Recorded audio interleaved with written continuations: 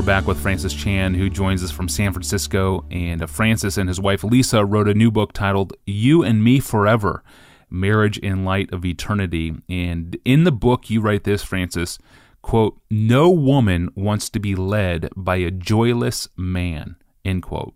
Unpack that for us a little bit. Why is joy so central to leadership in the home? Well, joy is one of the fruit of the Spirit, but it's one of those fruit that is so contagious. I mean, we have the ability to bring life or death to a situation, whether it's your family or your workplace. You know those people that just walk in and their joy just lights up a room, and then others where, gosh, they're just joyless, they're just negative, and it rubs off. So when it's in the home, I mean, that's a lot of time spent with that person. And, Scripture tells us that our joy, our forbearance, and that lack of anxiety should be evident to everyone in Philippians 4:4. I mean, this is what makes us attractive. And I think about, as a kid, I was just not a joyful person. I just remember comments my dad would make, like, "You're never happy." And my aunt would say the same thing. But when you come to know the Lord, that changes. And I remember a pastor interviewing one of my daughters and said, "Hey, describe your dad."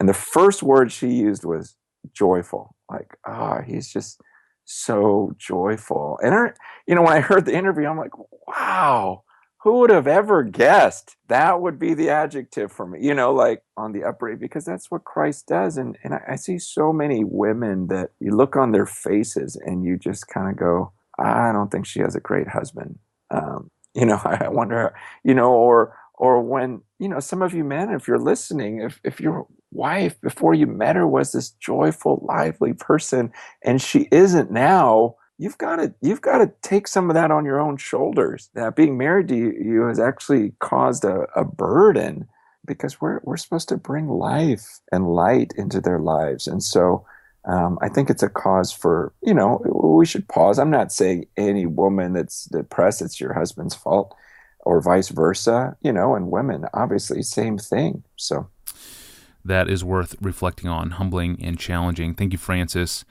And on a related note, Pastor John has addressed Dad's role in leading with joy in the home back in episode number 256 of this podcast.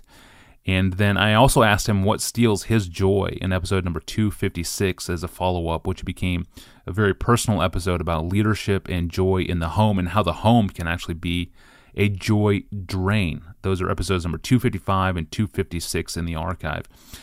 We will return with Francis tomorrow on Friday.